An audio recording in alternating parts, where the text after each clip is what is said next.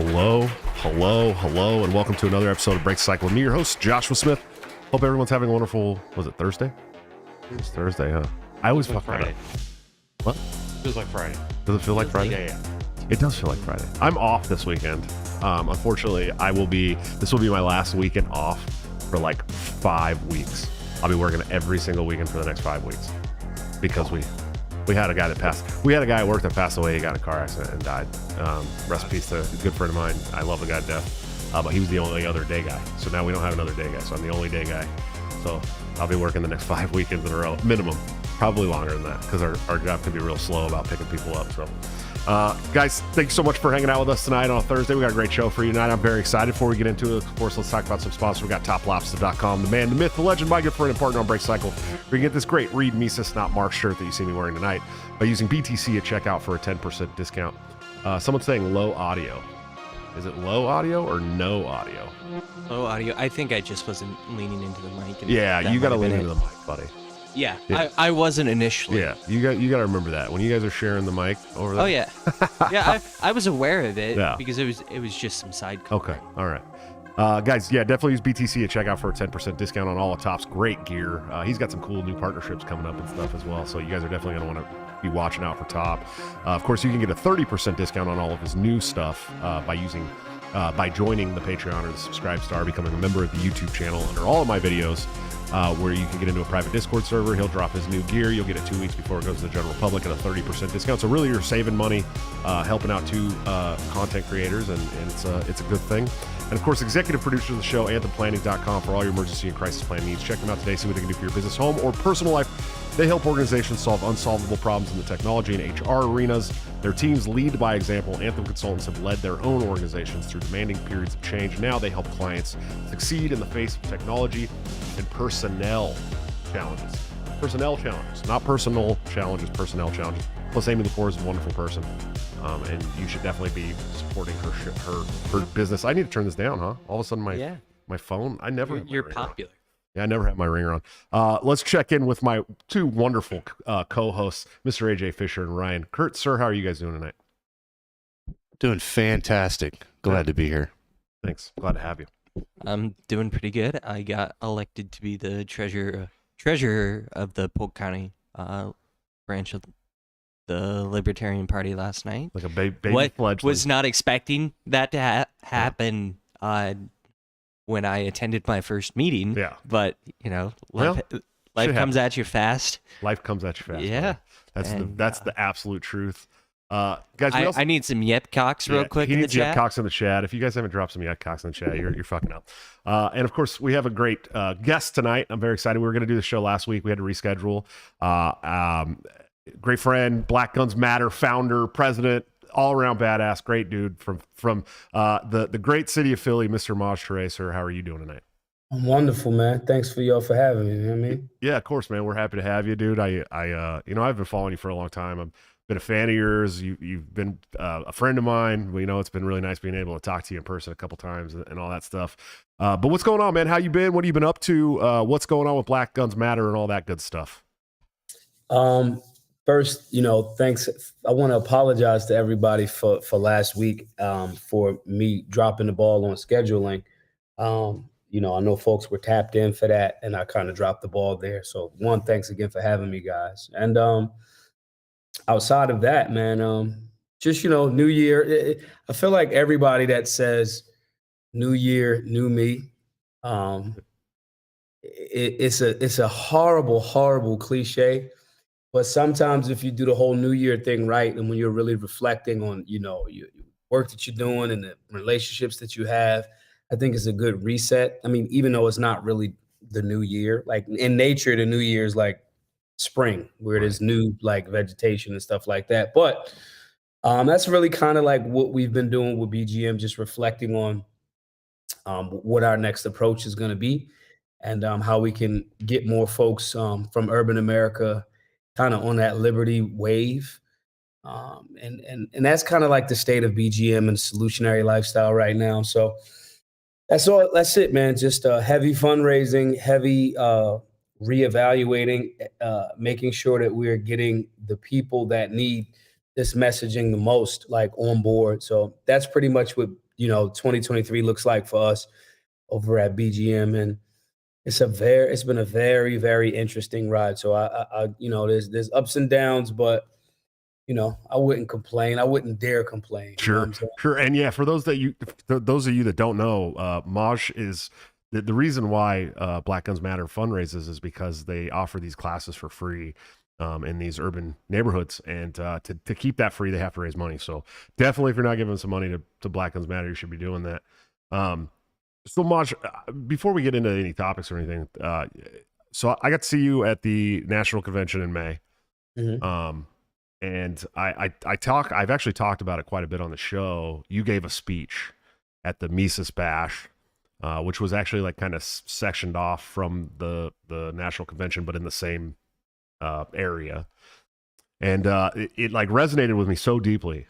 Like it just made so much sense because as somebody who's been in this game for a while now, right? Like I'm working on like, my second decade of fighting for liberty in the U.S. and I've put up with everything. I've been called, a Nazi and a deadbeat and a woman abuser and all kinds of everything that they could throw at me. They've tried to throw at me to try and knock me off my game. And you gave the speech where you're like, look, you guys, you can't do it. You're not going to do it. Some of you are going to take a bag and you're going to dip. Some of you are going to turn enemies. And you're not going to be able to do it. And that resonated with me so deeply because I've watched over the last several months since that happened, several people take the bag, you know what I mean? And walk away and give up and just kind of like, it looks like they got like gotten to, right? Like somebody got to them and turned them against the movement. And it just, that speech has resonated with me this entire time, man. I mean, have you seen, you've been working with the Libertarian Party for a couple years now. Have you seen any of that personally? I've seen the propaganda tactics change like damn near overnight. I've saw conservatives that, were happy to just ignore and pretend like Ron Paul wasn't a thing for the last like damn near half a century. I've seen people that were content with ignoring that now, like they're using their platform to, in essence, attack libertarianism. You have guys that, at the same time, while that's happening, we see right now, even in the House Republicans are pushing forward bills that, I mean, obviously it's pork in the bill, but pushing forth legislation to say things like, hey, maybe we should like defund the IRS, or maybe we should even like, I don't know, get rid of it altogether. Like this is what House Republicans are saying to strengthen to look more, strong or for liberty when the GOP looks very, very, very weak and fickle as they've been for some time now. And so they're taking libertarian, talking points, for lack of a better term, to appear stronger when they know more than likely Democrats won't let it get through Right. the Senate. And many Republicans as well. And, yeah, Yeah. It's like every company in June changing their logo to a rainbow flag so they don't seem Right. like bigots, and then Right. July 1st hits and it's all back to normal. Yeah. All back to normal. And so I'm seeing that while I'm also seeing mainstream media and those same conservatives go after libertarianism. We saw guys like the guy Matt Matt just Walsh. come out and say, oh, this is why libertarianism, and they use, and it's not a knock to Reason. I'm not knocking any publications, anybody. I actually had a pretty good article on or interview on Reason here recently. But, utilizing Reason as the bastion of libertarianism while ignoring Ron Paul or Rothbard or, Mises or just those concepts is, we're seeing those guys do that. We're seeing that machine fire itself up. And this comes right on the heels of, Crowder saying something similar about libertarianism. Alex Jones as well, yeah. Alex, it's amazing to watch. It's amazing because you look very prophetic to people that haven't really paid attention to, what that uniparty or what that duopoly or what that system does. I was actually watching something on Netflix a few days ago, maybe a week or so ago. and it's like in the top 10 on Netflix. I forget the name of the show, but in essence, and I recorded it. In essence, this guy, he's like an agent, and he's asking one of his guys who's like the comedic relief, but he's another agent, and he's like, "Come in, tell me about insert whatever the bad guy's name is," and he's like, "Oh well, he's a darling of the libertarian right." Like to package it like almost how they packaged every single person that agreed with anything that Donald Trump said. He's a darling of the libertarian right, and it's a wonder that he wasn't sanctioned for assisting with the invasion of Ukraine. And he's tight with the Russians. This is Netflix, which is the most popular. And I'm just looking at this, all I could think about again was that speech. Like, wow, you guys have moved very efficiently in your propaganda, Right. And I love that they're doing that. I love when you have someone, a milquetoast so-called conservative taking the individual opinion of one person or one particular writer at Reason magazine.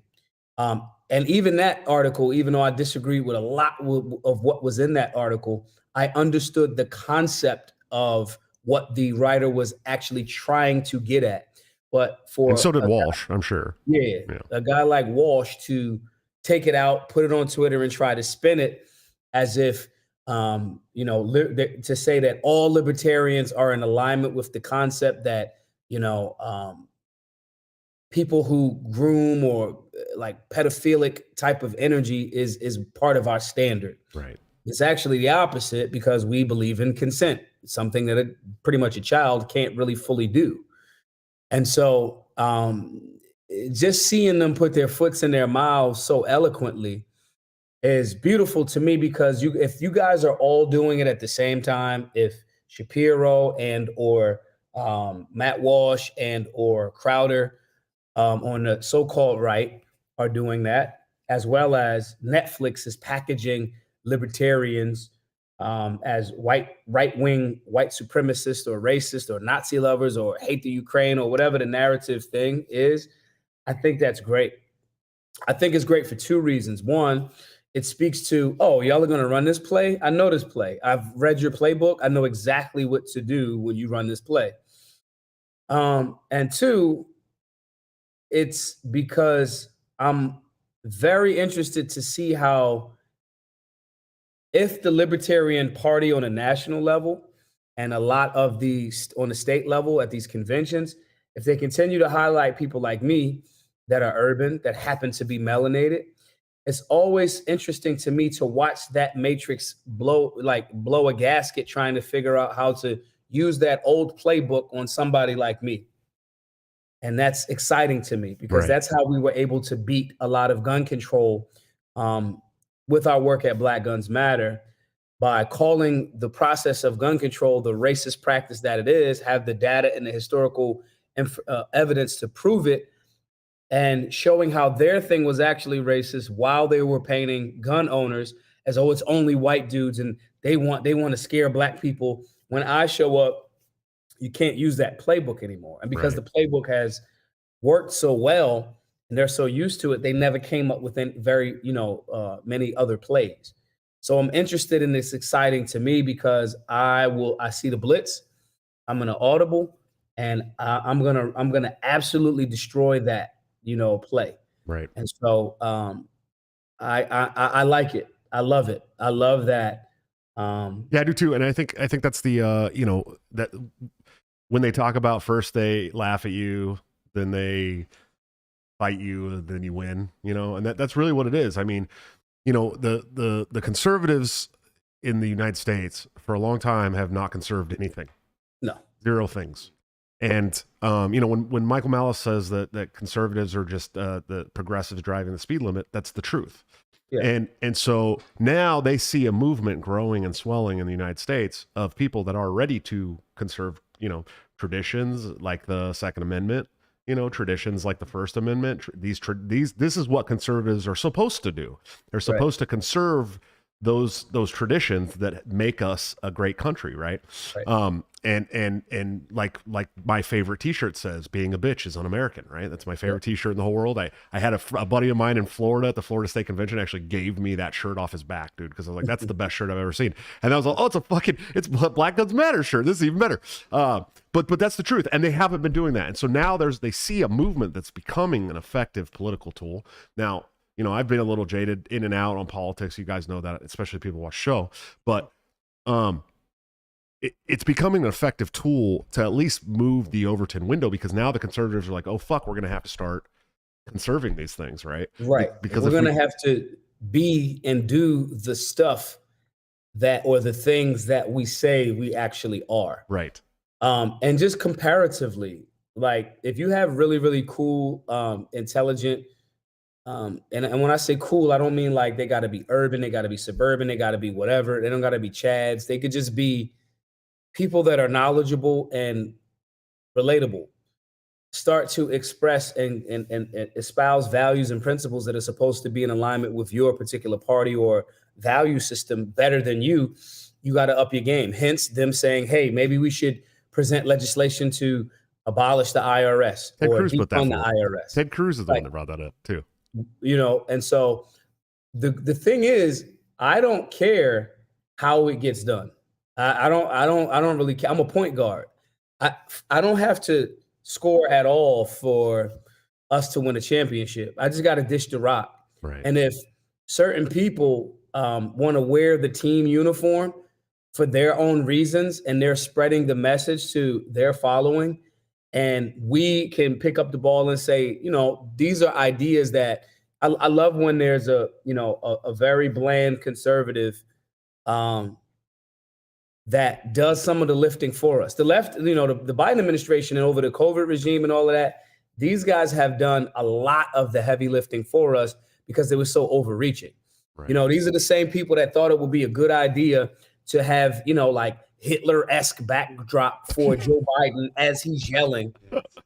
I couldn't believe so that. I'm like, these guys are doing a great job for us, because people will double back and be like, bro, what was you saying this thing about individual liberty? Because this doesn't look right, And so I don't care if they want to do the heavy lifting for us, meaning the leftists or Democrats, or if the so-called conservatives want to do the heavy lifting for us, because every time they open their mouth, they get ratioed.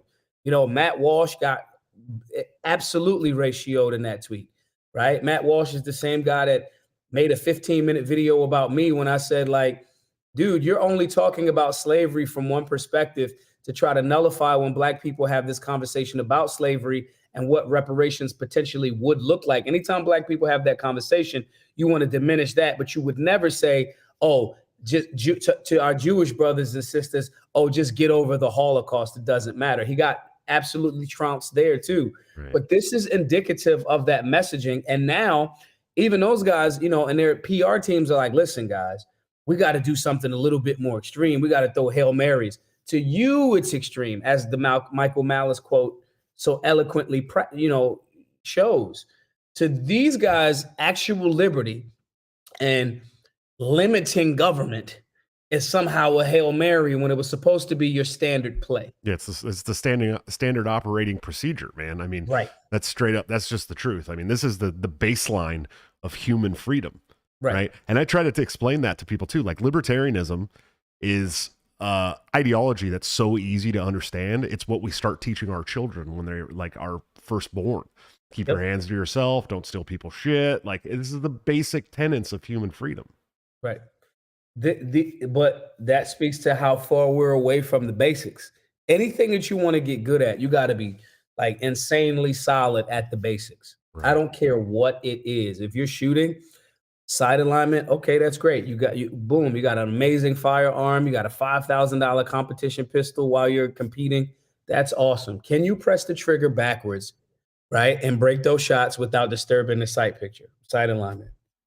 If not, you're not going to hit anything. These are fundamentals: grip, stance, sight alignment, sight picture, trigger press, recoil management, getting targets back, sights back aligned, press that trigger again. These are basics. If you are a basketball player, if you get fouled, it is a free throw because you're supposed to be so good at it that it's free. There will be no defense. You should be shooting 80, 90% from the free throw line because you've mastered the basics. Right. When you go into the gym, what's your squat like? What's your bench press like? What's your calf raise like? What's your core strength like? Basics. And so by allowing the extremes to happen, and we've done it on both so-called sides, and I say we as the American people, because what starts to happen is it'll be one extreme. And so one extreme may be something like, defund all police in the sense of not explaining what that means and just using it as an extreme catchphrase. And then, okay, right, wrong, or indifferent, right? Then the other so-called side does a massive overcorrection. We back to blue no matter what. Right. Well, you are the same side that just said politically when your so-called adversary says, vote blue no matter who. Back to blue no matter what is the same concept that you rail against. So there's all of these massive overcorrections and no one's stopping and going, wait a minute. How about the things that are being called crime? Most of them are not crime. If you want to be a police officer, we should train you properly to go after actual crime, things that harm people's, their body or their personal property. And if you're not signing up for that job, we're not hiring you to just, stand behind a billboard and try to trap somebody on the highway. Right. If we change these perspectives or the job description and only tell people this is the job description, you're going after, robbers, rapists, and killers, right? You'll get a different quality of person. And then that's more of a balance. So we're not saying defund everything extreme, but a lot of the things that shouldn't be around. No, I do not want to hire and pay for police officers that are going to potentially choke me to death because I sell Lucy cigarettes that I bought myself with my money singularly. I don't want you to Eric Garner me. God bless the dead there. But at the same time, if you're not a person that actually, if you want to buy into this concept that the state is going to come protect you, okay, if that's what you believe, what does that look like? Balancing and explaining and educating the general public about these things is the actual correction. But what happens is we keep doing this, and conservatives and liberals, or so-called what we're calling liberals and conservatives now, just keep doing this. The entire time, libertarianism has had a very balanced baseline of, hey, dude, limit the government as much as possible. Don't have the government involved in things it should not be in, which was one of the points that article, which again, I disagree with a lot of that approach, but I understand what that reason writer was trying to say. Why are we interjecting the government into a thing and overcalling something as opposed to saying, yeah, this is wrong and we already got something on the books, as opposed to creating more laws that don't work, that haven't been used in the first place. Right. And so having that approach, that is dangerous to the uni party, because we can't keep you fighting against each other while we send more and more of your money and print up more and more, debt, so forth and so on. And you're not even asking questions about what we're doing behind the curtain. So all of this ties into the original thing about seeing how we're being attacked in the mainstream media and just being, concerned about how the party will fire up its own propaganda or fact machine to counter that or be ahead of that, because we could fail. We could have great, the Second Amendment community had great messengers for some time, but bigger organizations were not picking up or highlighting those voices. That's the reason why we had to do it independently with Black Guns Matter. So our messaging in kind, I'm interested to see how that'll happen. Will LP National, highlight voices that traditionally it has not? Eric July, Larry Sharp, guys that, and even myself, and as many people want to say, oh, you guys might be playing a race card. No, it's not playing a race card. It's saying, hey, there is a solid group of Asian, Black, Latin, white suburban or white urban people that all encompass the Libertarian Party and ideology. If we are not successful in packaging that and highlighting those voices to combat the false narrative, then we're going to lose. Right. You know, you can be right and still lose. You know, my grandmother used to say, you don't get anything for being right. You're just right. And so I'm interested in seeing how the party responds that way. It's one of the major reasons why I have such such love for Michael Heiss, who understood that culture to be like, yo, Maj is doing his thing. Like he's speaking to a different demographic that, quite frankly, we're not in, and we may not all the way know how to communicate with that demographic. Right. Culture is important. When that was going on, when that shit was going on, and I was going to bring that up because it was like this.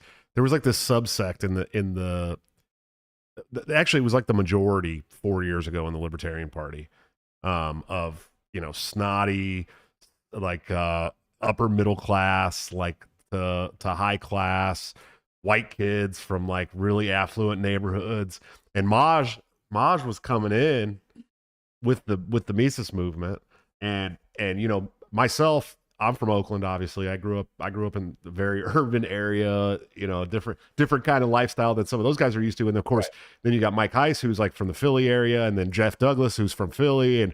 And so like when Maj was speaking, it was just normal to us.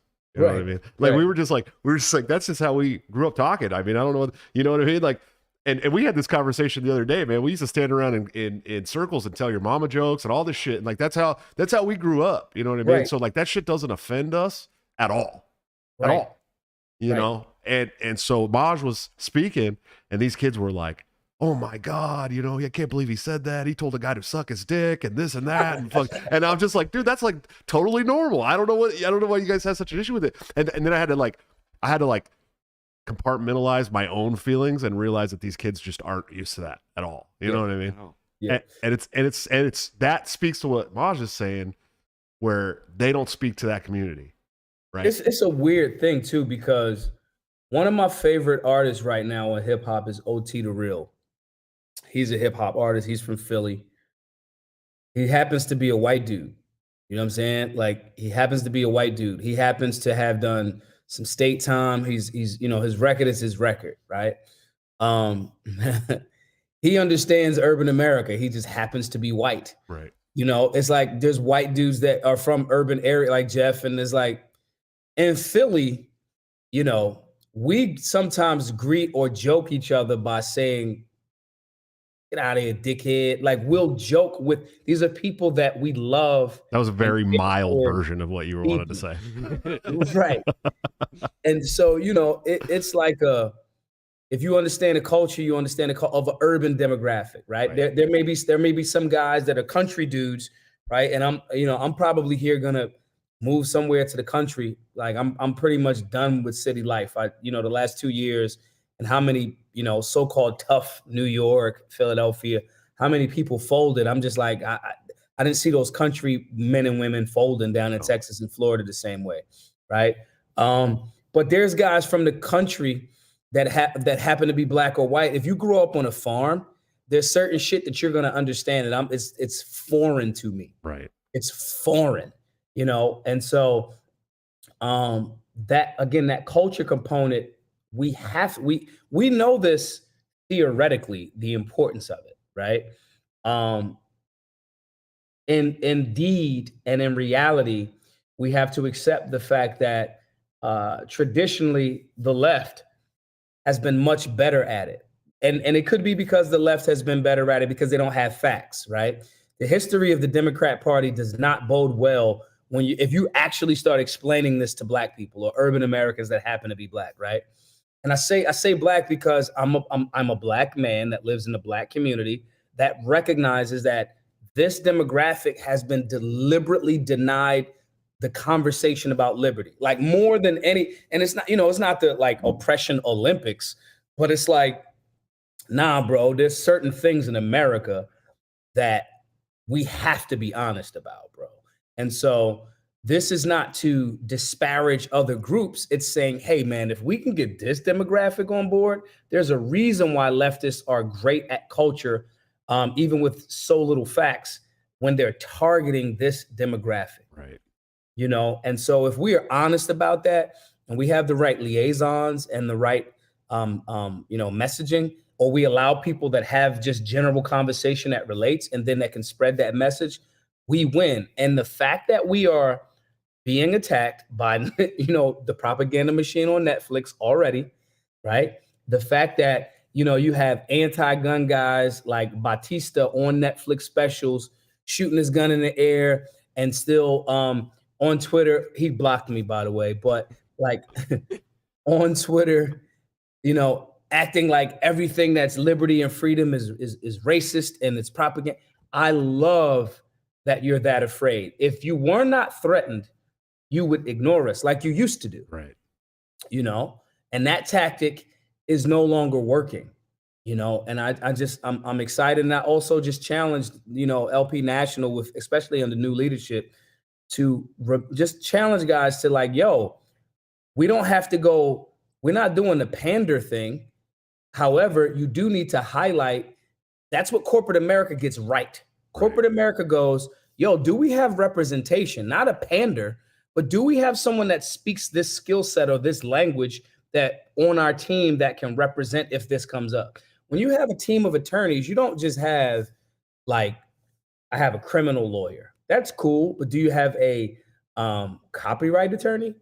Do you have a do you have a will? Do you have a guy that's, an attorney that deals with contracts? Right. Do you have an entertainment attorney? So like there's different disciplines. And if we look at it that way, we're not jumping out saying like, hey, look at how non-racist we are. We're not saying that. We're just saying, yo, in reality, our team and the people that we show that are on our libertarian board of directors, for lack of a better term, they're all well versed and steeped in the lanes and disciplines that they come from. Right. And that's the point of building a team, having a solid kicker, having a solid wide receiver, having a solid cornerback, having an amazing coaching staff, having an amazing front office.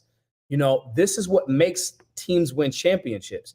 And I just challenge everybody to remember that while making sure that it's not the pander. Because if you disagree with the approach, don't just be like, I have to agree with it because Maj said it and he's the black liaison. Right. You know what I'm saying? It could also be like, nah, man, I don't know if I agree with that, and have that healthy discourse. And then we get to an understanding and, well, tell me why you disagree with that. I remember I had this conversation one time in the gun community. Why, it was a event out at WAFT.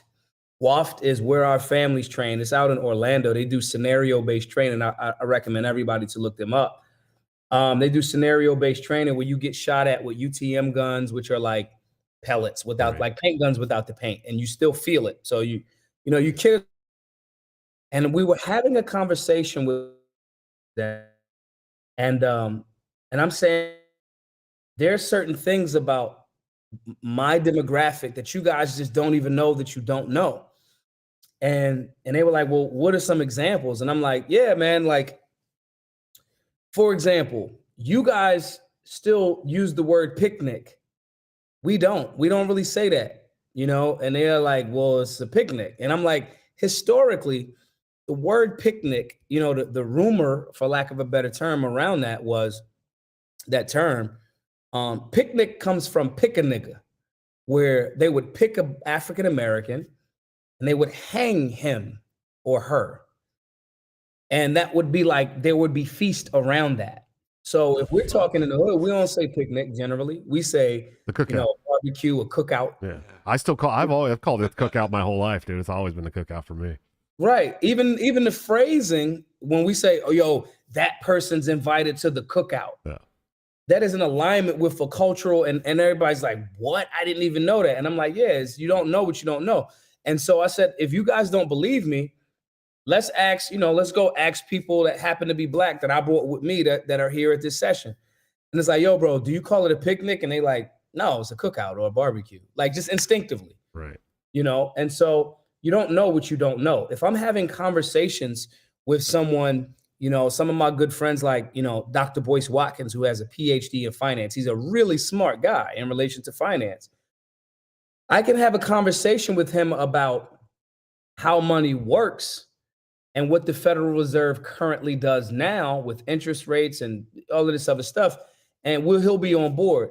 But he benefits when he talks to people about Austrian economics. Right? Because the concept of where he got his PhD from is not having a discussion about Von who, what the fuck, Roth, what, who, we don't even understand. So he may not know fully that he does not know that, And so having those good faith conversations, Dr. Boyce Watkins is who I brought to the Solutionary Summit, and he met with some of the guys from the Mises Caucus. And it's like, well, we disagree with the inflation and the Fed. We know the process of what the Fed does, but on the back end or on the bigger scheme of things, the Fed is responsible for the vast majority of these economic problems in the first place, And so knowing what we know, knowing what we don't know, and knowing that knowing that there will be some things that we don't know is why we stack the deck in our favor with people that have skill sets in those different disciplines or cultures. Sure. And I think that's important, and that's not pandering. And if the quicker and the more that leadership at LP National can get on board with that, without, again, not attacking anyone, but to say, it's not enough to not be racist. It's you got to prove, or whatever it is, you got to prove that you're We must not be actively anti-racist. You have to be actively anti-racist. Right. It's like, well, the fact that you're just being liberty-based and being honest and treating people cool and understanding that there's different culture is it. If a friend of mine comes to my home and they're vegetarian, I'm not throwing away all of my steak and shit. I'm just going, hey, we have vegetables and fruit for your culture. Yeah. You know what I'm saying? Like, yo, if a friend of mine is Muslim, if I want to understand their perspective, I'll understand it. And I'll be like, yo, I have a frying pan or a pot. If you want to cook in my home, I have a frying pan or a pot that we do not use and put, pork in it, because I understand their culture. They don't even cook with things that have pork in it. That's not me being a pander. It's just me going yeah, bro, I understand where you're coming from. So if you want to cook here, this is the frying pan for you. Not me going I'm all the way down with, the no pork thing. It's when I knew that you were coming over, I threw away all of my pork products just so you guys know. It's just an understanding of a thing. I'll be goddamn if I'm going to waste my bacon, dude. That's for sure. Yeah, I'm not throwing my bacon. You didn't wear a hijab to your front door to greet them, right? Right. It's just a balance there. And I think, and again, I think, Joe, I know what she was trying to say there. Yeah. And I think that, previous leadership, Sarwark was absolutely a tap dancing buffoon in that regard. He just was. And so we just got to make sure that we're learning from the lessons while still saying, yo, bro, it's some things that we don't know. What do you think about this? That way, I'm telling y'all, we haven't really fully flexed, and Netflix is already fucking writing scripts to paint us a certain way. Sure. So I just challenge everyone to just hear that and try to figure out ways that we can find out how we can strengthen the team, mentally diverse as well as culturally diverse. How soon do you think? Well, who and how soon do you think one of us gets painted as a magical super Nazi? I've already been painted as one several times. Yeah, but by Marvel. Oh, by Marvel. Yeah, by some big mainstream company. It'll happen when this is what'll happen. Two things. You keep creeping in the percentages of the vote that you get on a national level. That shit is coming. And if that happens in conjunction, if all of the stars align, that happens in conjunction with campaign time, and somebody does something remotely stupid, or even just dumb or tragic, right? If there's a white dude that does a mass shooting and he has anything Austrian economic related, or God forbid, like Ron Paul in the truck that he does it in.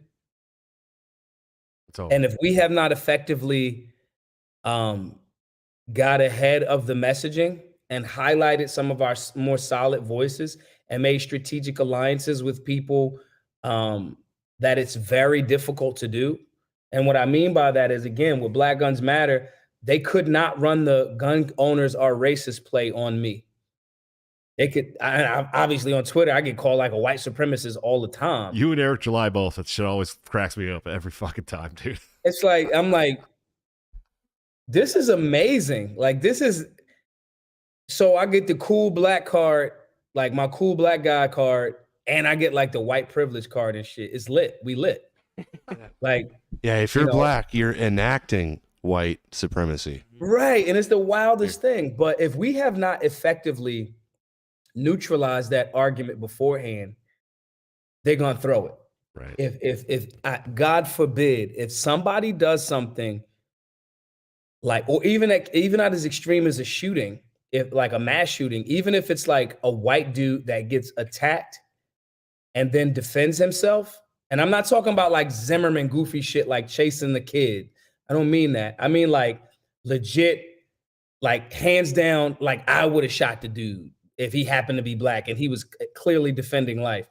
If a dude does that and there's some Ron Paul, Rothbard, anything ANCAP, if it's anything ANCAP in his possession, and we have not effectively, made it so where it's very difficult to run that play, Disney's gonna get a hold of that shit, and you're gonna like you're the next Thanos, and that's why I'm saying like that part is very, very important. That message, like we got to start now. Like I don't care who has to do it, but somebody has to legit from the party has to figure out how they can make amends with Eric July, because there was years of that old regime like absolutely trying to shit on Eric July. Yeah. Oh yeah. No doubt. And I say this as a person that I get all of the love from libertarians around the country. Whether it's me, whether it's dudes like I think LP National as a unit, maybe not the same people that were there.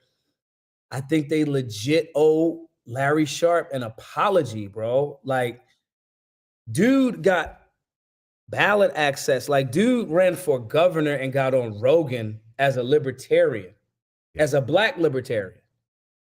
Like, how many fucking unicorns does he have to pull out of his hat? Larry Sharpe is basically my fucking hero at this point. Like, I want to be as impressive as that guy when I grow up. You get what I'm saying? Yeah. And so, like, I'm like giving the play out. Like me, like I'm gonna force my way. I'm damn near gonna go to like every fucking state convention. I'm gonna carry the torch, Illuminati reference out, because that's I'm get cool. I'm gonna carry the torch, right? But it can't just be one dude. It can't be just like, because then they'll package it as, look, they just got the one black dude. Yeah, the token. Yeah, they'll call you a pick-me. No, token. It's like they've already called Maj a token in the Libertarian Party several times. Maj is paid off when he has the phantoms, right? Yo, the black and white phantoms. Yeah, I've told everybody when my point of stop listening to me is, if you guys see me with a black and white Bentley Continental GT, do not listen to me.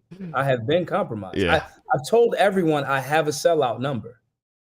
I have one. I think more people should look in the mirror and recognize what that number is. I think Mine is $800 million. Yeah, everybody's got a number. And my $800 million is not to betray people. My $800 million is for me to be quiet. Right. So if you guys start seeing me like with a black and white Bentley Continental GT, like both of them, the same car twice with different colors, I have just tap the fuck out. Like, believe this or not, on my Patreon, I have a tier that is, I will disappear entirely from social media for $1 million a month. I'm out. There's like for real, like the whole purpose of, and when I say this, that sellout number, sometimes people get offended and they're like, well, you shouldn't. And it's like, nah, here's the deal. Historically, I know what happens to people. I don't listen, CIA guys, listen. My handler that's listening to my phone call, you guys listen to this, right? I'm not with like the fucking anybody can get got. Like they popped the president in front of his wife and kids and like in the drop top And then told us about it 60 years later, and and nobody said, gives a "Yo, shit. that was us." Yeah. Fuck you gonna do about it, right? So I'm not pretending like I'm this infallible or untouchable. I shake a lot of hands. Okay, you got a gun, but like, so, right? I'm saying that this whole thing is supposed to be where it's not supposed to be dependent upon one person. It's not supposed to be, we are actually supposed Marvel reference. We're supposed to be Hydra. Right. You chop one of us off, and then two will grow in its place.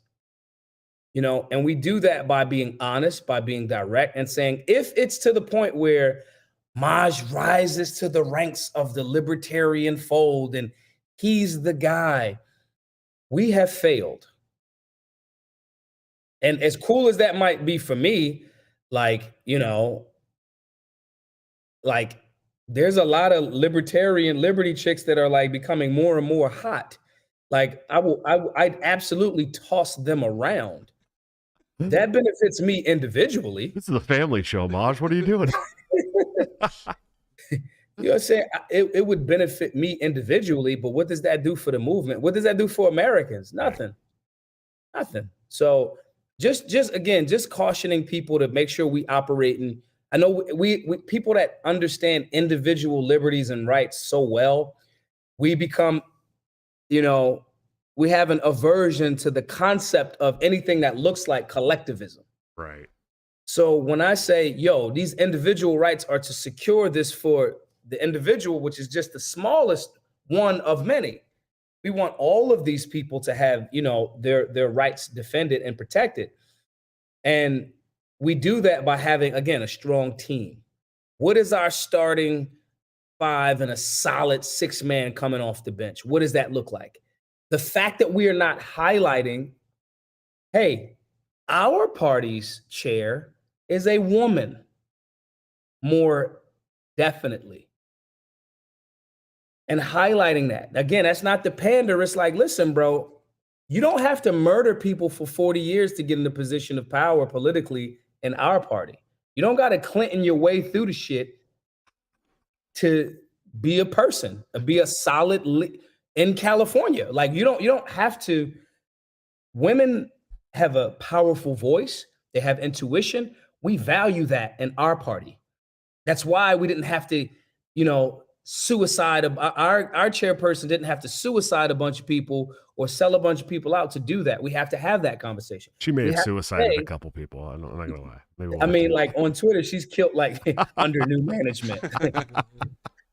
You know what I'm saying? And so these are all things that I'm telling you guys, we are absolutely a threat. Yeah. I just want to challenge everybody to keep their head on the swivel and be joyous about that. Like not this doom and gloom, like, oh man, JFK. Because here's the other alternative. If we do this right, we have solid team, we have solid messaging, we are continuing to recruit, we are still respecting culture. We just win over most of America. And then most of America goes, yeah, man, I think I want to try this out. Listen to me. The GOP has presented legislation damn near calling for, and then they put some bullshit in it too, right? Where like retail sales tax would be like 23% or some shit like that. Shit. Fucking dumb. Yeah. However, the fact that they're even flirting with, yo, should we defund the IRS or damn near abolish it? Talk about the Overton window. Right. And so I want everybody to be joyous in these small victories. When I did my last 72-hour survival course where we had to like procure our food and water from outside and we slept outside for 3 days straight. One of the instructor, good friend of mine, Akil Bey from Tailored Defense Training Group, Green Beret, sniper, like Killy McKilly, but it will pretend like he's not.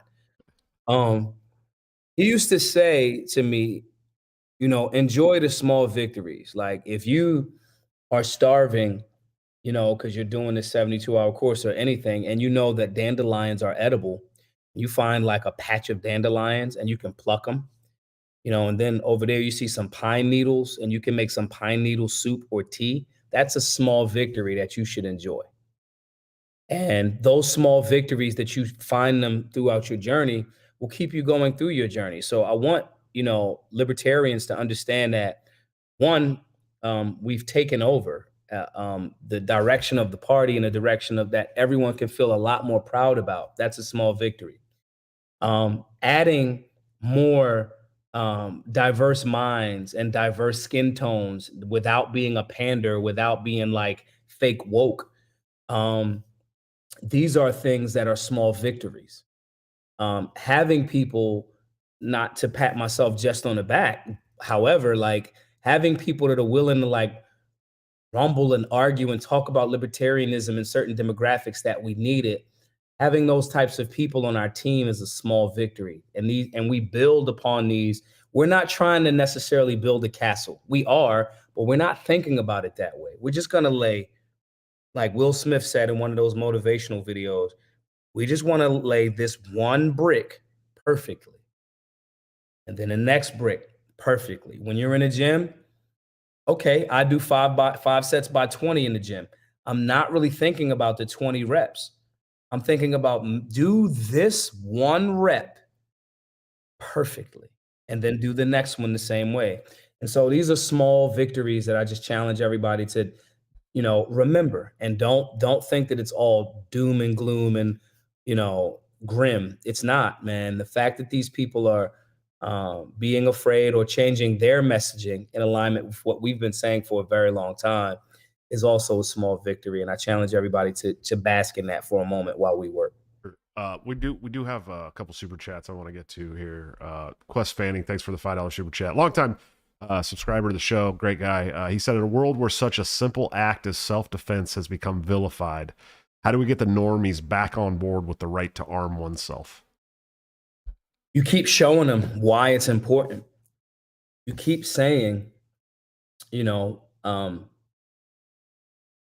our philosophy at the Solutionary Center and abroad, and the Solutionary Lifestyle is a 3-step approach. You lead with empathy, because once you have empathy with someone and they know that you kind of actually care, even if you disagree, they know it's coming from a caring place. But if you haven't taken the time to showcase or build any type of empathy and rapport with that person, nothing else is they're not hearing you. The second step after that is getting to the facts. If you try to get to the facts before empathy, facts are very cold. So you haven't warmed the room up with them yet. And then after we have established empathy and we're going over the facts of the matter, then we can get to the solution together. That 3-step process is the solution, how we approach things as solutionaries.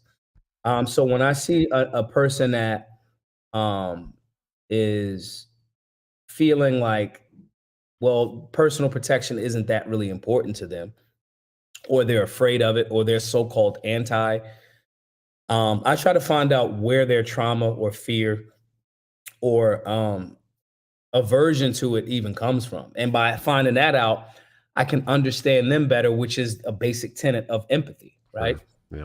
And so when I do that, it's like, you know, I don't really mess with guns. It's like, oh, did you have an accident, or did someone, you know, get did you lose someone? Yeah, man, my cousin, you know, they were playing around with the gun and da da da. Okay, that's not necessarily their anti-gun.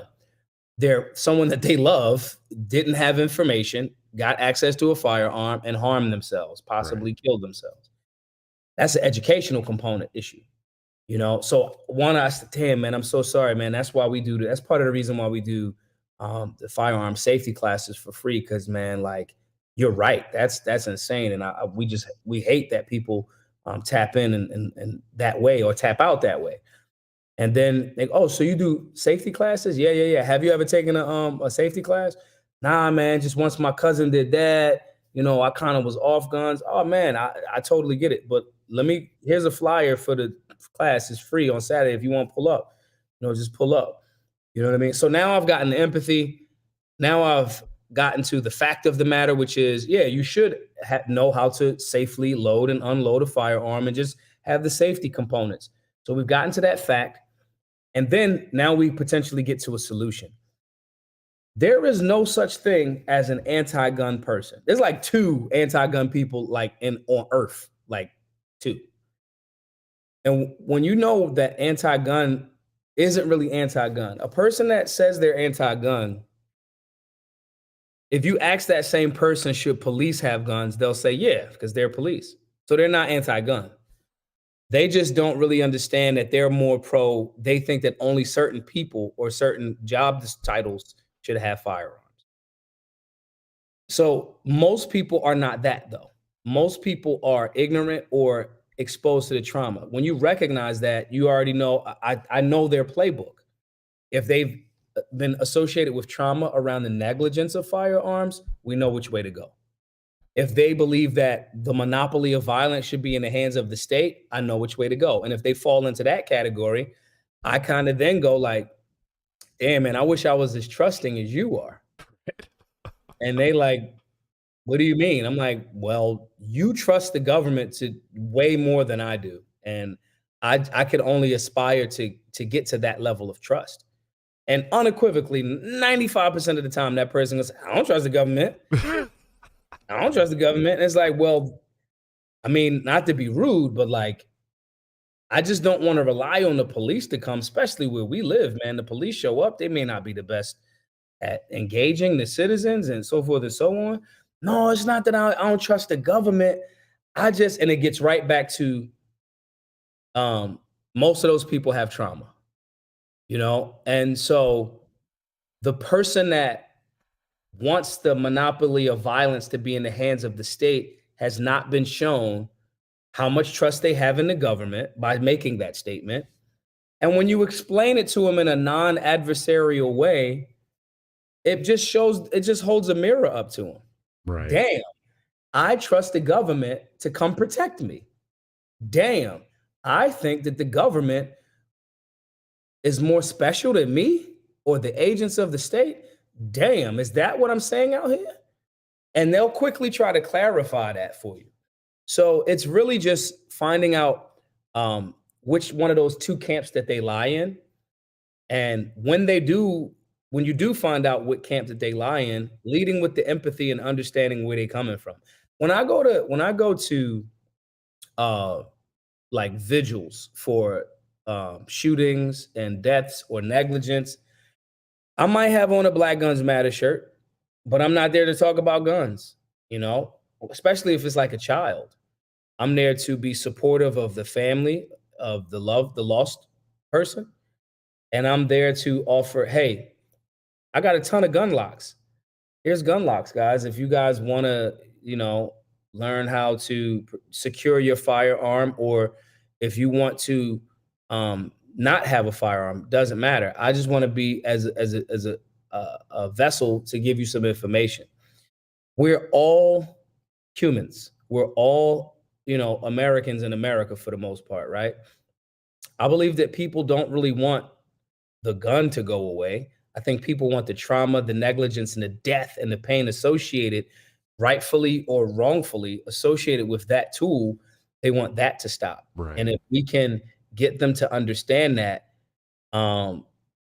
we get it, and they win. There's it's undefeated. And then every so often you'll run into the one guy that's like, no, police shouldn't have guns either. It's like, oh, well, you fit the description of someone that just generally just doesn't rock with guns. And there's like, again, there's like 2 people like that. Right. And they made a movie off of one of them. I think it was called Hacksaw Ridge or something like that. Oh yeah, the dude who literally saved all those people but wouldn't carry a gun in the military. Yeah. That's right. a fucking good movie too, by the way. And that person, I respect his commitment to his, as a libertarian. Yeah, he has the individual right to go to fucking war without a gun. I'm not. That's nuts, but okay. And you don't see him bitching and moaning that to all of his fellow soldiers that none of them should be using guns. Right.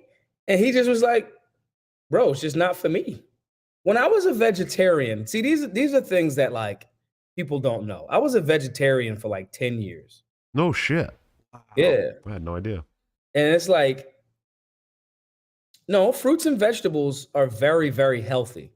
If you're working out, you may need to eat a shit ton of them. It's not as dense as, beef. However, I'm not going to pretend like when people are like, oh man, if you eat fruits and vegetables, there's no way you're going to be able to be strong. Well, elephants are vegetarians and so are gorillas. So like I wouldn't fight a gorilla. Oh, dude. That makes one of us. They eat your face off, and they eat leaves and shit. I'd rather fight a bear, dude. Right. And so someone that says, no, a steak it is flesh. It is a dead carcass. It is. If you have an agenda with it, like especially if you work out, yeah, Michael Jordan, they say used to like eat a steak before every game, right? There's a balanced approach. Hey, That makes bro, sense, though, 'cause maybe he's the you should GOAT. have some green juice. Maybe you should have some fruits and vegetables. Maybe you should also have some water. Now, this argument that no, you don't need fruits and vegetables, bro, like shut the fuck up. Like fruit and vegetables that come from the earth, there is a nutrient benefit to that. Again, we going back into these camps of like these massive overcorrections because they disagree with what the other side said. Similarly, if you're telling me that you are a vegan and you don't have a well-balanced diet because it's not meat, it's healthier. Fuck you. Doritos are not healthy.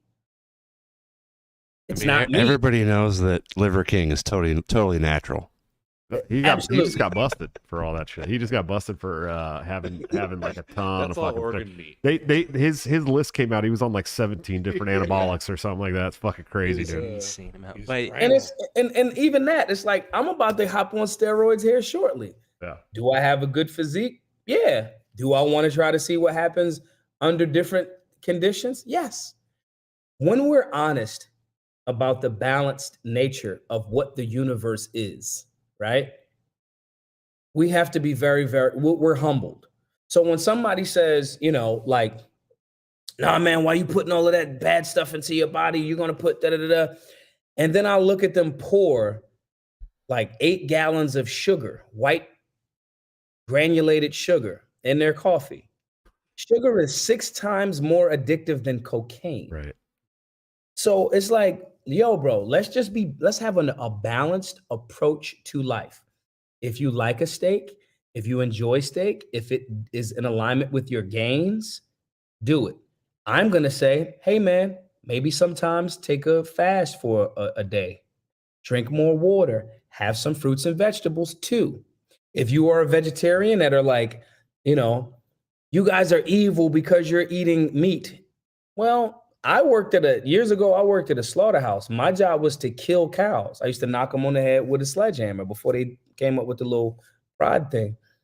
And it's like, there's some truth to that, but also you are attacking somebody for their individual choices and you're coming off like a douche. And I'm way stronger than you. So if you keep fucking with me and attacking me, I might fucking violate you. The balanced approach to life is what all of this to me is very spiritual, bro. And I think that the libertarian ideology is a very balanced, and that's what we all strive for in all of our religious walks, right? Balance. It's a very balanced approach. Hey, I may not want to do that, but that person may choose to. Right. Hey, I disagree with that, but you don't have to. Hey, if I may not eat meat, but you do. Hey, I eat pork, but you don't. Where can we find a balanced approach in all of these areas to educate other humans? We have been conditioned and propagandized by the left and the right via all of these areas of human activity: education, entertainment, labor, law, politics, religion, sex, war, whatever, to be polar opposites. We are becoming extreme opposites of the thing that we say we dislike because we have been conditioned to not try to understand this other. And the best example of that is the extreme opposite ends of the right and the left, or the Democrats and the Republicans. They are doing the same things. Each side, when each side does it, when their guy does it, their mum's the word about it. When the other guy does it, they're like, look at what that shit that guy's doing. Yeah, we're seeing that right now with the classified documents in Biden's home. Same shit. Trump did it. It was, oh, this guy, he's the worst. Never mind the fact that presidents can damn near declassify whatever the fuck they want under certain, obviously certain protocol. But like, the reality is, it's amazing. We see it in Biden himself. His reaction to, he created the laws that locked up a bunch of people in jail for however much of crack cocaine. His son was walking around with it on this videos of it. So are we locking Hunter up? These contradictions are lessons for us all as humans.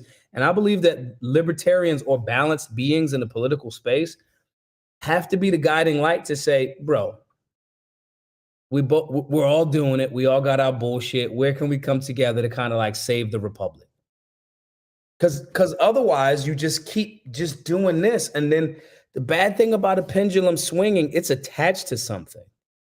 And that pendulum is going to keep violently swinging. It's just going to fall off. We have to be the spiritual adults in the political class, the spiritual adults in the room. And every single aspect of our lives starts to become better when we do that. We talk about the gym, we talk about guns, even down to like squatting. When I'm talking to someone that may not have, I own and have read pretty much all of Ron Paul's works, right? I got a bunch of shit that I have a vast library right here, right? When you start to see that these are all the same stories, like we're in the stories that we be reading. Like this is a great book right here, right?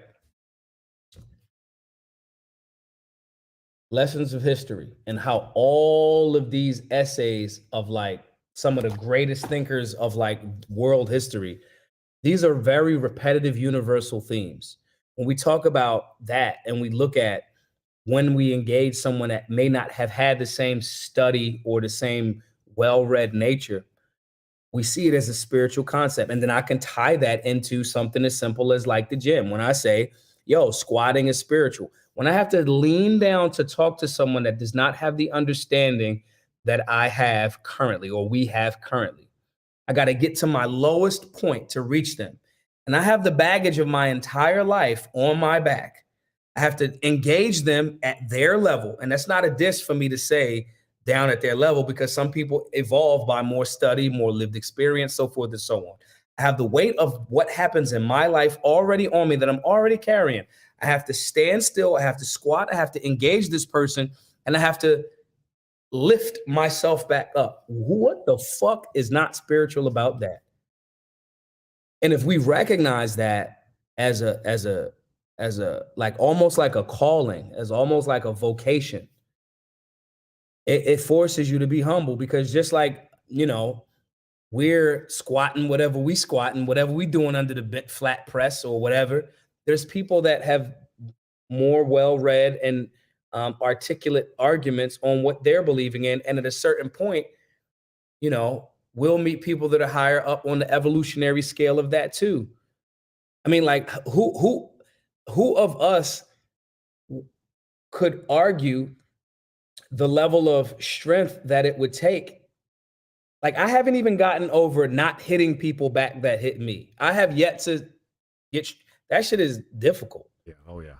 You know what I'm saying? Like someone that hits you, pow. I can't let somebody hit me and not hit them back unless they put me out. It's almost like I'm absolutely gonna fuck you up. It's coming. This is what I'm conditioned to do. That the strength that it would take to not hit somebody back, I have not acquired. So how humbling is it of me when I think about men like Dr. Martin Luther King, who was a gun owner, that was like, Yeah, man, I'm gonna just let him hit me on TV because when the rest of America sees what these small sections of the population are doing to us, shit is gonna change. If that's not spiritual, I do not, and that's a political tool. If that's not spiritual, I don't know what is. And so it's so humbling to look at the lens of balance, look at it through the lens of balance and go through it with that approach. And it's humbling for people that have more evolved in certain areas. And it's a respect for people that are less evolved in other areas. And if you are the particular vessel that this understanding of liberty, this understanding of freedom, they have the freedom to remain ignorant, and you have the freedom to share information with those that want to receive it. They have the freedom and they are at liberty to fucking ignore you and just want fiat currency. Right. And if you don't really, we start to really internalize that, we still do the work while at the same time saying, no one has to receive any of this. We still go, I'll leave others alone. Like I choose to be left alone on certain areas, but I'll still continue to spread this gospel. All of these things that we're talking about tonight are very, very, all of the histories are littered with these lessons and spiritual practices. All of the political fights are littered with these histories. And the other thing that I recognize about that is every single time when tyrants present themselves in world history, whether it's Rome or it is, the imbalance falls, the empires crumble, and the tyrants are always the loser. Like American chattel slavery was hundreds of years. To a motherfucker that grew up in that and died in it, it seemed like it was forever. Chattel slavery in America ended. And so it gives us motivation. It gives us a humbling way of approaching this. And it makes it more difficult for us. I know I said this all in a roundabout way, but it makes it very difficult for us to ridicule that newbie that doesn't believe that he needs to carry a firearm. It's, oh man, I remember when I thought that like Brandon Tatum was intellectually sound. Oh man, I remember being that silly, you know? And so if we look at it from that way, it's a lot easier to lead with the empathy, to find the facts, to apply the facts together and get to the solution as a unit. Hey, Maj, can you comment on what's going on in Illinois right now with J.B. Pritzker and their assault weapons ban? Some fuck shit. I mean, speaking about spirituality, like I want you to maybe talk about how non-compliance can be seen in the spiritual light, how we get our rights from our creator rather than from the Constitution. Yeah, bro. Like the Constitution just wrote it down and like so-called codified it. Or I'll say the Bill of Rights. Yeah, I'm gonna be in Chicago in a couple of weeks. I'm taking a gun. Yeah, I wouldn't go to Chicago without a gun. Yeah, and how do we fight that battle with, when we talk about non-compliance as libertarians, sometimes we're painted as advocating for criminal activity. And we're not doing that. And how do you explain that to a normie? You got to explain it all the time, every time, both ways. So I'll lead with this example and I'll tie it back in. When Colin Kaepernick decided to take the knee, because at that time there was like, at this point it's been like years ago, but during that time it seemed like media was showing us an American getting murdered by police unarmed. Like it was like almost like we couldn't get through a week without this shit happening, right? And he articulated so well his reason for why he was taking the knee to bring attention to it. It was like maybe a 2 or 3 minute interview, and he just hit all of the points. And I was like, damn, that was great. He said, this is not about disrespect to the American flag. I talked to a combat veteran who said, absolutely, you should do it. We fought and I lost friends for your ability to express yourself that way. He said, so this isn't a diss to the military. A combat vet told me to do it. This isn't a diss to the flag. It's bringing attention to these things, right? Then he stopped. He gave a holistic answer. Then he stopped talking, and then other people started to hijack his narrative. When you have a narrative, you have to continue to be on code and repeating that narrative holistically. If you say one thing without the other, it's either side that you pick. Me as a thinker, I could argue against you and win.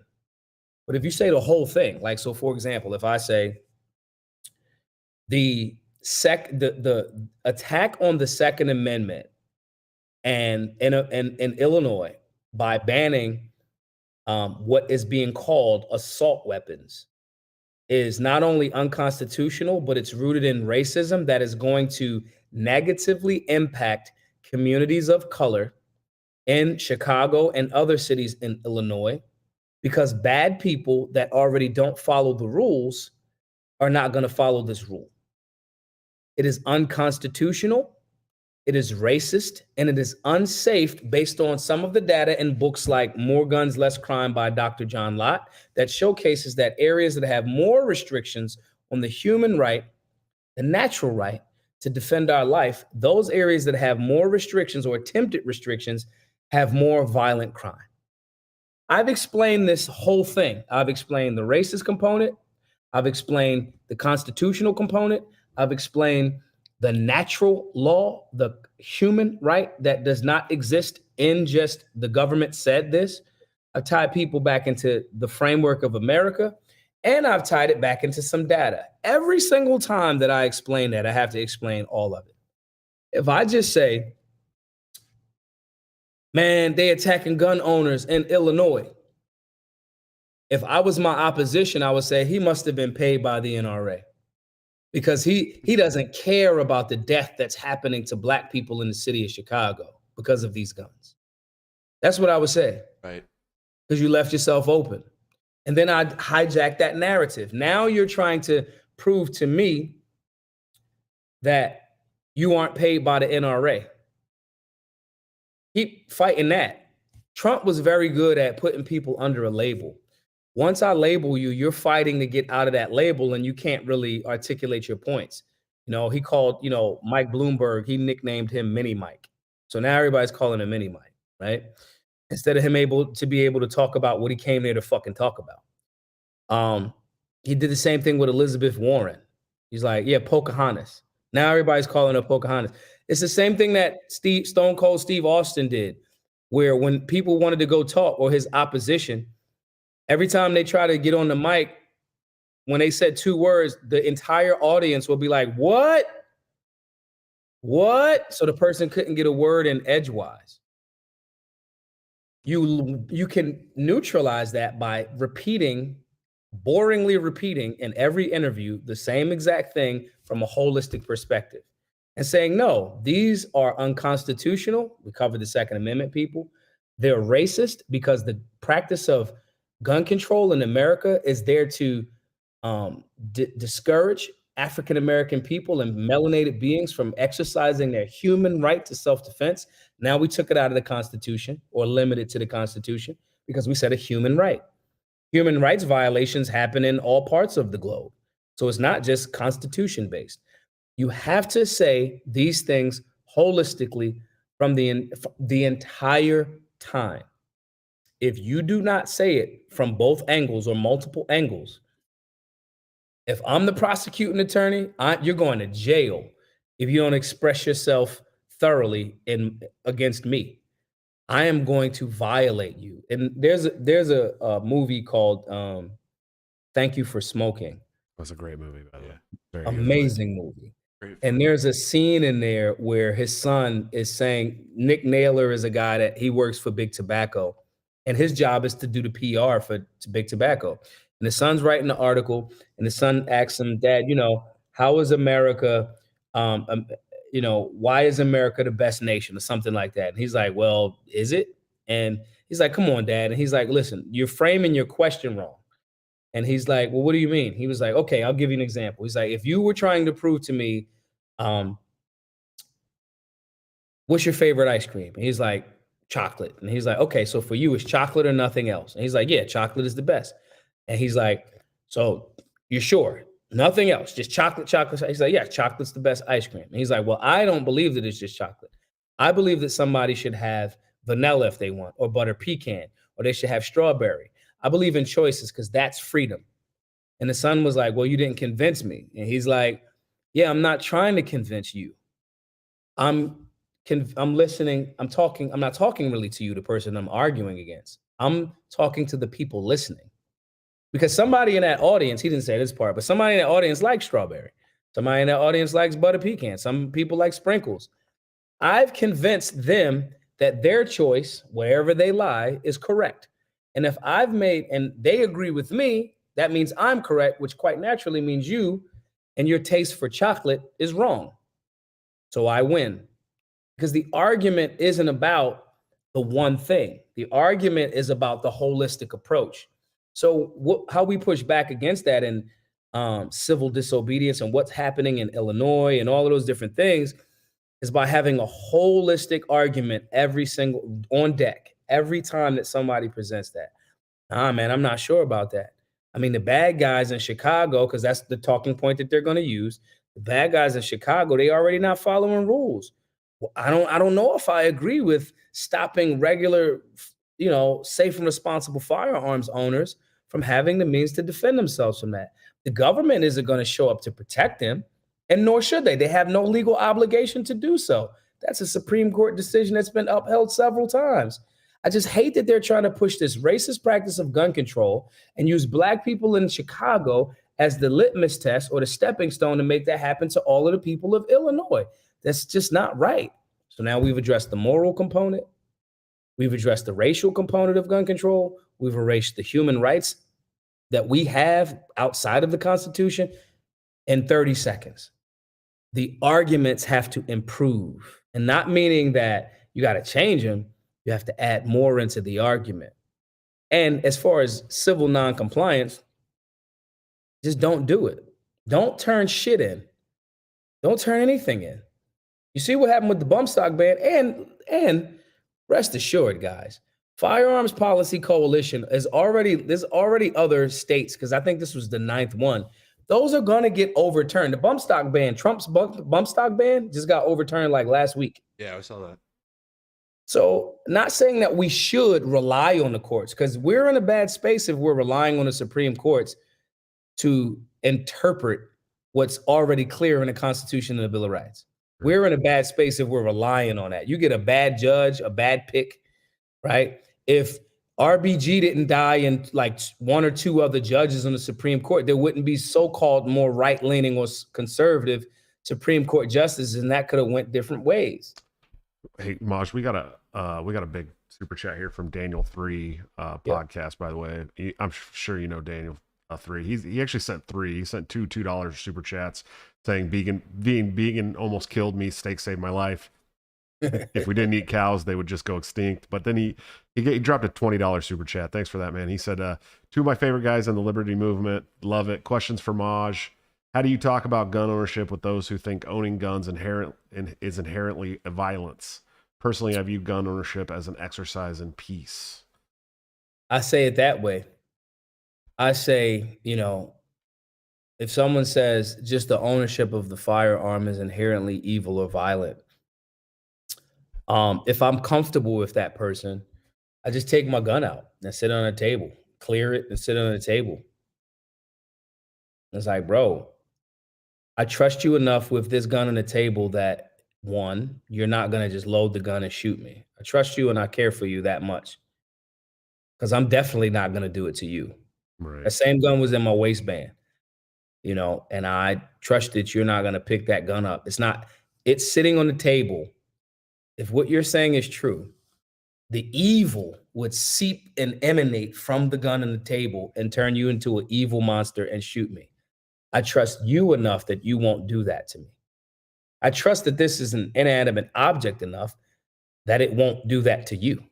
This isn't the fucking ring of like Lord of the Rings. Right. Like, what the fuck? Like, you don't have to be as righteous as Thor in order to pick it up, or that's not how it works. But sometimes people need a physical representation. And if I take my gun out and clear it and leave it on the table while we talk about it, it's like, bro, it's not going to do anything. Then we get right back to where the trauma is in that person and try to address that. Thanks for the $2 super chats, Grumpy Gnome. He says, how do we get solutionary centers in other cities? Whew, shit. We need money, dude. Like, we've used Philadelphia. We had an initial goal of trying to lower the violent crime in Philly by 25%. We failed in 2022. 2022. 2021 was Philadelphia's most violent and murderous year. We had 562 homicides in Philadelphia in 2021. Our violent crime rate, with the little bit of work that we've done at the Solutionary Center for 2022, we dropped the violent crime rate 7%, which is good, but it wasn't what we were shooting for. Because we need more resources to do that. We have a remaining goal. We just need funding. Like, if we can show, if we could show that we dropped violent crime and it's unequivocally because of us in a big city, then it'd be a lot easier to say, let's get solutionary centers franchised. Or, hey, who got $2 million and let me buy and rehab this abandoned storefront and do the same thing? So really just kind of like the resources. I love the model that we had, and we are at risk of having to stop it, of like, everything's free at the Solutionary Center other than the merch, right? But like, all of the classes are free. Yoga classes, phlebotomy, fucking like sewing, like everything is free. You just show up and just like come learn shit. Removing that financial barrier to entry is a key component, because gun ownership, you got to buy the gun. You got to I want you to get training. I want you to like get ammo at the time, like ammo, So just asking everybody to, donate. GiveSendGo.com/solutionary, and make it profitable that way, like a social and moral profit. And then we can get back to, let's open up another one, and then let's make it, the for-profit model in that sense. But that's what it'll take, man. Or if any of y'all guys and women that are listening, that are like crypto whales or some shit, some of y'all Bitcoin nerds like that are like really serious in the space, like help us out. Or if you're a corporation or a big company that's like, yo, I'll help you Q4, or I'll help you with some of the stuff, and this is what I need in the back end. Let's figure that out. But like, that's how we get it done. The first time is like always the most difficult. It's always, I remember when we went on our first tour with BGM, it was like, dude, like, what the hell? And now it's easy doing classes and floating around. But creating a location is difficult and it's rough. So if to help out with that, guys, donate, buy some merch. If you're in Philly, absolutely come to the Solutionary Center. If you want to teach a class, I'll come to your class. If you teach something, you're like, yo, Maj, I want to teach a class at the Solutionary Center. Cool, it's free. If you have a skill, you a barber, you a plumber, whatever, you want to teach a basic Bob class at the Solutionary Center, it's free. If somebody's teaching electrical for free, the basics of it, I'm fucking showing up. Register for a class. You know what I mean? Solutionarylifestyle.org. Email us, solutionarylifestyle@gmail.com. And then the beauty of this is we're fully transparent. If you teach a class at the Solutionary Center and people come learn, right? And we get the content, and then we continue to show the great things that our communities are learning, then more people donate. And more people donate, we can get more people to come do stuff. More people do more stuff, we get more content. People see, oh man, that's a cool thing that you do. It becomes a self-perpetuating thing. But resources happen there. Our goal was, if we can talk about balance, the individual can choose to voluntarily donate to something that the individual can come be a part of, or they're paying it forward to the collective benefit. No tax, no force, no violence, no none of that. Just, yo, I don't know when he's going to come to my town, but I'll throw $20. Or somebody in his city might need some basic firearms. I know about firearms and they may not. So I'll throw $1,000, whatever the number is. That's an individual choosing to pay it forward for the benefit of the overall collective. That is balance. And I struggle sometimes with explaining that to highly individual people because the imbalance thing. It's like, Right.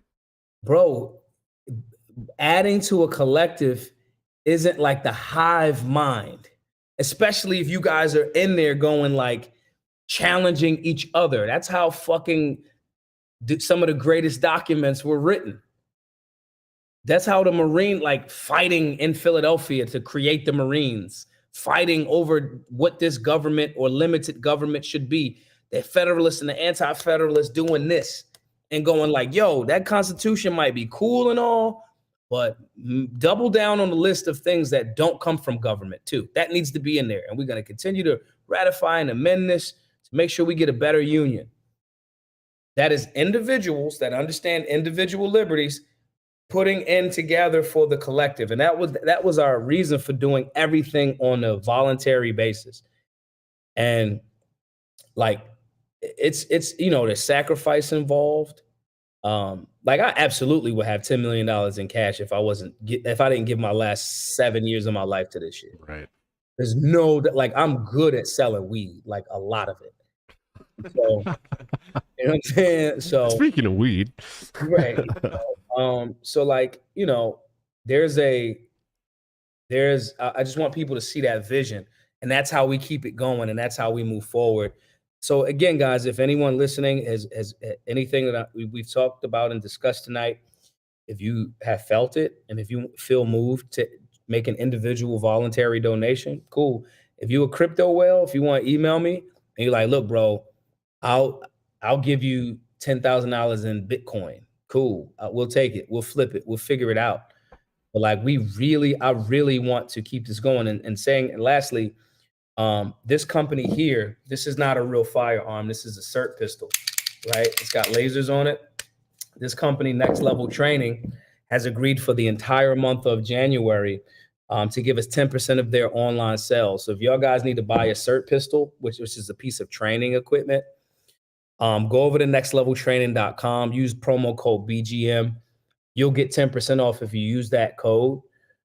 So we'll damn near get 20%. They're going to give us 10% of all of their overall sales, and they're still going to give us the 10% that we would have got for the what's the name? So that's a way to do it. We got maybe $400,000 more to get, but if we said if we got to 220, we could keep things going on the free tip. But that's how we get solutionary centers all around the country. Those resources and those bigger companies, when they see that there's you're helping reduce crime. When you help to reduce crime in an area, you make it good for business. More businesses show up, and that's a benefit to the overall community. So bigger companies will go, okay, we want to assist. We want to get on board with this. So that's how we start to, again, we building those bricks, one brick at a time. yeah, absolutely. And man, I really appreciate all the work you're doing. I don't think people, hopefully this interview kind of clears it up for some people, but I don't think a lot of people, even in our movement, understand how important that work is. Because in the urban areas, they have you so brainwashed into believing that your Second Amendment is just gone all the time. And that's everybody, you know what I mean? Yep. But it's especially like in the Black community, in the lower class, even white communities, like they have you brainwashed to believe that you cannot carry a firearm, and that's not always the case. And the only way that we ever take that narrative back from them is by things like Black Guns Matter and solutionaries and educating. And so that I think it was a great interview, Maj. Like, I really appreciate you coming on, dude. Like, thank you. I mean, that was a lot of information. I hope everybody took it in. But man, it's so fucking important, dude. It's so important. You guys got anything? Thank you all so much, man. You guys got anything over there? This is the quietest I've ever heard my co-hosts ever. We're soaking this all in. It's awesome. Are you going to be the mayor of Philadelphia anytime soon? I thought about that. It's either going to be. There's a few things floating around about me and politics. I thought about that too. If I don't do anything political, I'll probably, two things will happen. The Illuminati is going to come by me. They'll be like, yeah, we heard you. We heard you. Here's the fiat currency. Doesn't matter. That shit'll be worthless in like 6 weeks. So here you go, ball out. They'll either do that or I'll just go be on a farm, man. I'm done. Thanos in the movie is so funny. Like after he like killed half of the universe, he just went to go be a farmer. Yep. And was just like, I just want balance. I just want like to kind of like hang out and just shit is wild. And I just want to like grow fruit. So like if I don't do the mayor thing or the political thing, I want to keep doing this work. I really enjoy it. I want to keep doing whatever I can for the liberty movement. But I am being called, like I want to grow food. Like I want to just like, you know, somewhere warm. Phil from All That Remains, he lives in New Hampshire. I know he has a house there. I don't know how often he's there. He's a fucking rock group. He's a fucking rock star. He tours a lot. Right. You know, he drinks coffee and shoots suppressed off of his front porch. Yeah. And I'm just like, You can do that here in Iowa, parts of Iowa too, buddy. you know what I'm saying? Like it's Yeah. but New Hampshire and Iowa, imagine lived in Philly the whole time. So that places like Alabama, Mississippi, Texas, Florida, and just growing food and hanging out and like building an indoor outdoor range and an indoor outdoor swimming pool and a gym. Right. You know, like that is very appealing to me. And so if I don't do the Philly thing, or there's these other things that people say about me politically, if I don't do that, that seems very alluring. It is nice to get out of the city. As somebody who got to move the fuck away, it feels nice, dude. It's so much better. And we're flanked by highways and like from a military strategic and tactical standpoint. If you don't have your nest team right in a big city, yeah, bro, it might be, you might be fucked. Right. You know, so yeah, that's probably one of those things are in my future. Or like I said, the Illuminati just shows up. And You it's get just that like, money. I mean, Yeah, out I here in know. Iowa, you're never more than 30 minutes away from the middle of fucking nowhere. Yep. Exactly. Exactly. No, but we're right, 40 so I'm minutes gonna from Brownells, by the way. Oh, that's my God. Pete's Yeah. my God too. Yeah, y'all, I'm Ghost. I'm about to go do other things. I appreciate you all. Everybody, make sure you are listening, paying attention, sharing not only this podcast, this particular episode, but all of them. There's been tons of interviews that have been eye-opening for myself.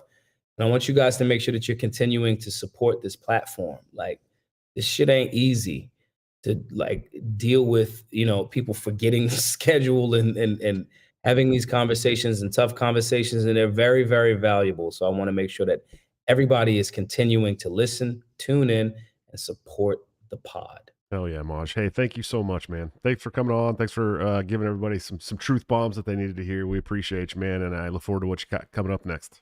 No doubt. Peace. Peace. All right.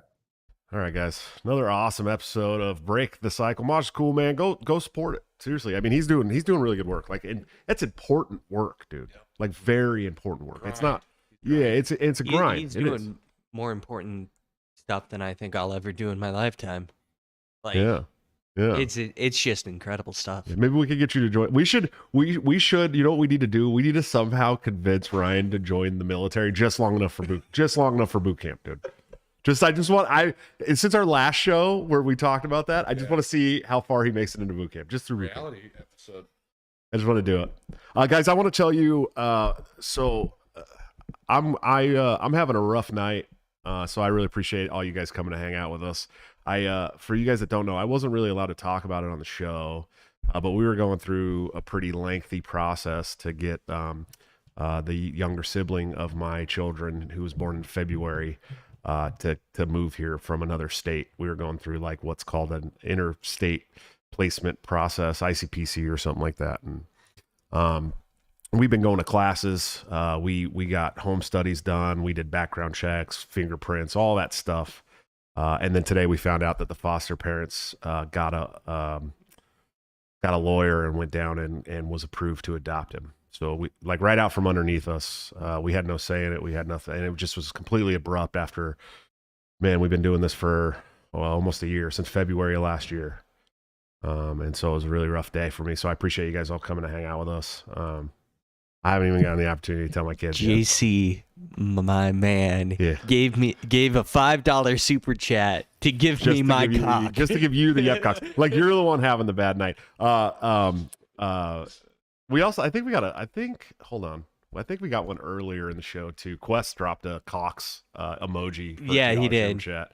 And then Dickie Walnuts, the homie, he's been a member for 15 months. He says, as a Pitbull American, I gotta love the quarterly euthanized scary dogs takes we've been seeing on the Bird app. And also Daniel 3 used his member for 17 months. I mean, he's been a member almost the whole damn show. He used to be an executive producer of the show too. He used to be a executive producer level. I know he was taking his money other places, but that's all right. He says, shush and take your jab at crickets, guys. No. Absolutely not. Yes, I will live in the pod and eat the bugs. Govern me harder, daddy. Yeah. No, hey JC, don't worry about the timing.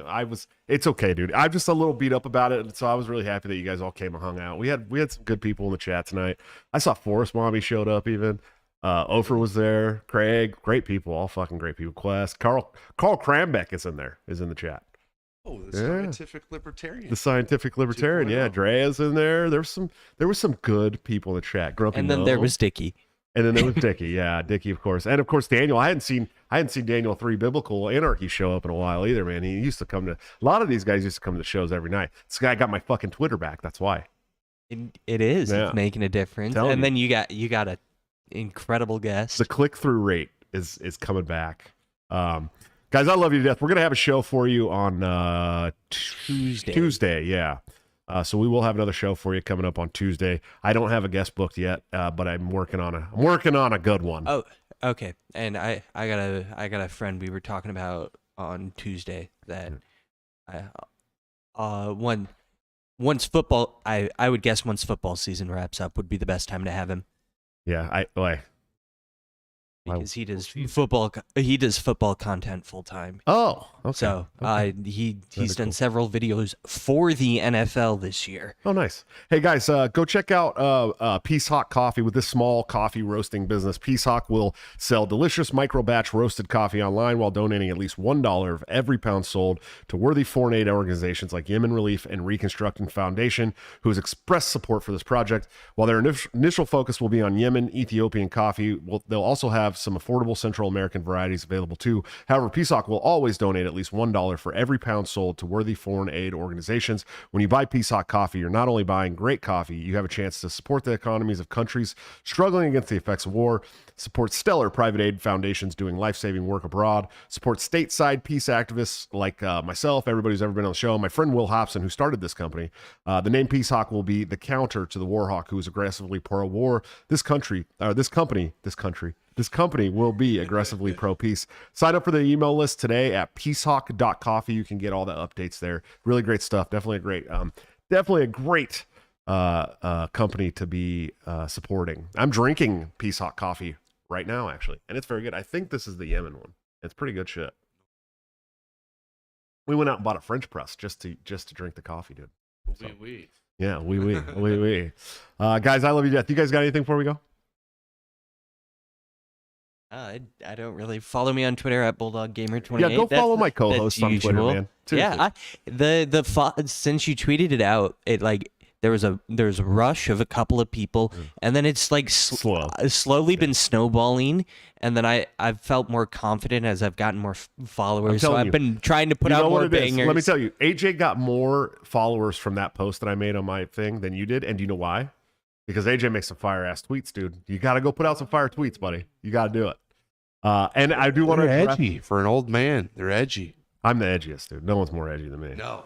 But I do want to say I got a lot of comments during the show about my Carhartt beanie, asking if I was pro mandate. No, this Carhartt beanie This Carhartt beanie was a gift from my good friend AJ Fisher, and it was to signify the east side of Des Moines, where people wear Carhartt everywhere.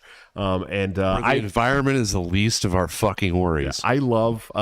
No, they were talking about the COVID mandates because Carhartt had a Carhartt. We don't follow COVID mandates either. God damn it. Carhartt had a pro mandate for the COVID jab. We just burn fucking gas stoves. They were one of the first people. They were one of the first people to drop it as far as the big businesses that I support. We wear Carhartt hats. We're cucks. Okay. Yeah. I did commit today. I also committed today to, if they do take my Viking gas range stove that I have, you guys have seen my stove, very fucking nice. If they do come and take that shit from me, I have committed to 365 days a year of smoking meats in the backyard just to increase my carbon footprint on the world. Anyways, I love you guys to death. Thanks so much for hanging out. This was a great show. I think we're going to do some more long form shows like this every once in a while if you guys are cool with that. I think we get a lot more information. I think people are more entertained. We get more viewers, and I love you to death. I will see you on Tuesday. Until then, don't forget to break the cycle.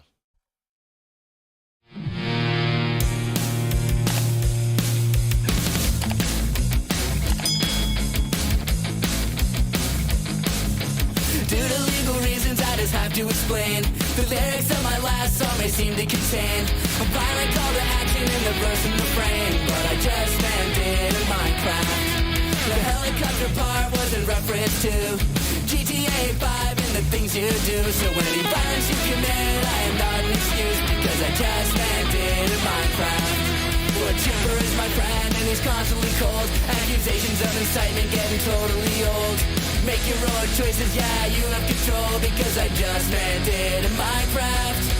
Obviously, I would never advocate force unless there's due process and a trial, of course. And if you're convicted, we will make you a corpse in Minecraft, just in Minecraft. Nothing I mean, you know it. No product theaters cause it closed for COVID. Holy shit, I think I'm a poet in Minecraft, in Minecraft.